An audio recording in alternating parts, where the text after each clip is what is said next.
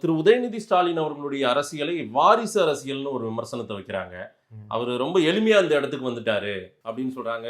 எளிமையா வந்துட்டாருன்னு நீங்க ஒரு வார்த்தை பதிவு பண்றீங்கன்னா, திமுகவோட எளிமை தான் திமுகவோட வலிமையா நாங்க பாக்குறோண்ணே. அவர் எளிமையா வரதுல எந்த தப்பு இல்லைண்ணே. வந்தது மட்டும் இல்லை, அவர் எளிமையாவே எல்லார்கிட்டையும் இருக்கிறாருண்ணே. நீங்க கூட பாருங்க, எல்லா மக்கள்கிட்டையும் ஒரு தலைவருக்கு உண்டான அத்தனை பொறுமையான தகுதிகளும் அவர்கிட்ட இருக்குன்றது தான் உங்ககிட்ட மறுபடியும் எடுத்து வைக்கிறேண்ணே. அவர் எளிமையா வந்தானா எந்த அடிப்படையில் அவங்க சொல்றாங்கன்னு எனக்கு தெரியாதா.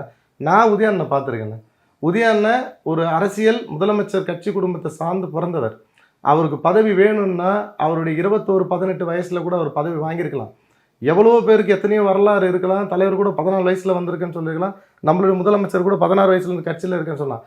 உதயண்ணன் சொன்ன வார்த்தை என்னன்னா, பிறக்கும் போதே திமுக காரன் தான், நான் பிறக்கும் போதே திமுக காரன் தான். வரலாறு அங்கே உருவாக்குறாங்கண்ணே. அவர் எளிமையான முறை அப்படின்றது ரொம்ப தப்பான ஒரு விஷயம்.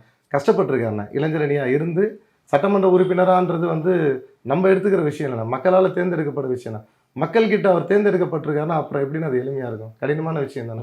அந்த இடத்துல எத்தனை பேர் போட்டிடுறாங்க, தோல்வி அடைகிறாங்க. இன்னைக்கு அண்ணாமலை கூட தான் இருக்காங்க. நல்ல சிந்தனையாளர், நல்லா பேசுகிறாங்க, படித்தவர், அதிகாரி, எல்லாமே சொல்கிறாங்க. மக்கள் எல்லாம் ஒரு பக்கம் திரும்பி இருக்கிறாங்கன்னு சொல்கிறாங்க. நாட்டையே மாற்ற போகிறேன்னு எல்லாமே சொல்கிறாங்க. அவர் ஏன்னா எலெக்ஷனில் தோத்தாரு?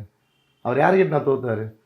குற்றவாளின்னு போய் வழக்கு சுமத்தப்பட்ட அண்ணன் செந்தில் பாலாஜி தானே தோக்குறாங்கண்ணா. ஏன் இவர் அதை இது பண்ண முடியல?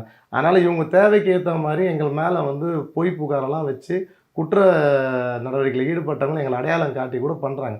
மக்களுக்கு தெரியும்ண்ணா யாருக்கு கொடுக்கலாம், யாருக்கு கொடுக்கக்கூடாதுன்னு சொல்லிட்டு.